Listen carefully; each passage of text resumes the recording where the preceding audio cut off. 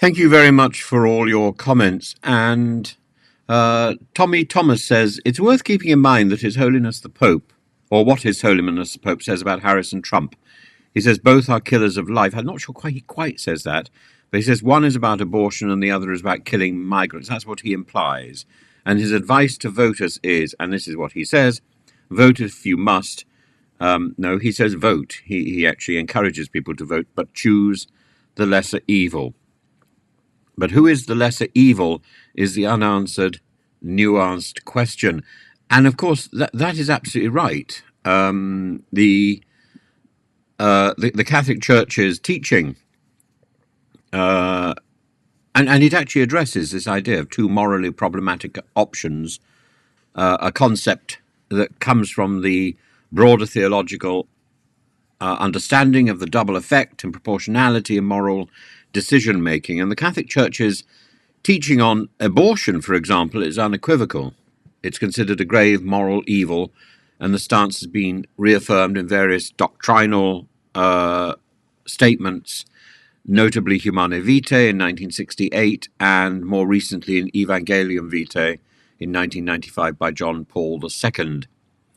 And according to the Church, life begins at conception, and any direct action to terminate a pregnancy is seen as a violation of the sanctity of life, murder.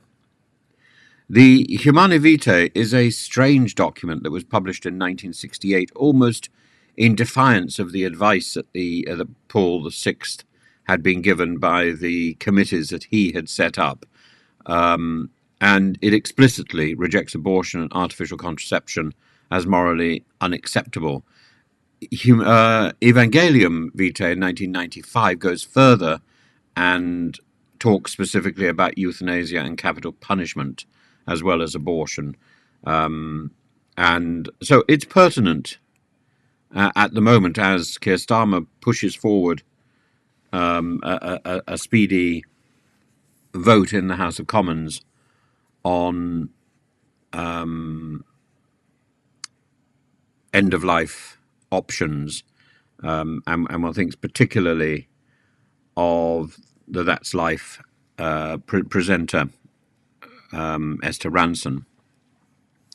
But the Church's pro-life position extends not only to abortion, but to assisted suicide and euthanasia, and the idea that life is sacred must be protected from conception to natural death, and the belief is deeply rooted in the Church's understanding and promotion of natural law.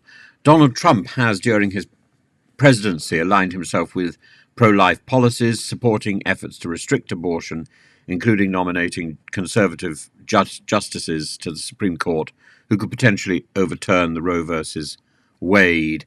And it should be noted that earlier in his life, Trump had much more liberal, had more liberal views on abortion, and some critics would argue that his pro-life position is politically motivated rather than deeply held. Kamala Harris holds a pro-choice position and has been a vocal advocate for abortion rights, defending Roe versus Wade, advocating for expanded access to reproductive health care. For Catholics facing this choice between Trump and Harris, abortion may be a key issue when determining the lesser evil. And given the Church's pro-life stance, the candidate whose policies align more closely with this principle, in this case Trump, might be seen as the lesser evil in the context of Catholic teaching on abortion. However, the analysis does not end there, because the concept of proportionality means that Catholics must weigh other significant and moral issues, and Trump's policies on immigration, the death penalty, which the Church now opposes after the recent developments in doctrine under Pope Francis, and environmental concerns also pose serious ethical challenges. And meanwhile, Harris's positions on issues like social justice, healthcare, and poverty align more with the Church's broader social teachings, as outlined in Catholic social doctrine, which emphasizes human dignity, the common good, and solidarity with the poor. So when the Pope is saying you must choose the lesser evil, and is urging a decision based on conscience, I find it very difficult not to see this as a coded call for support for Kamala Harris, despite the clear injunctions in Humane Vitae, and despite the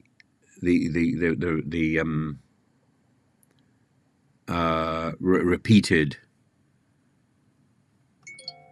insistence on the sanctity of life.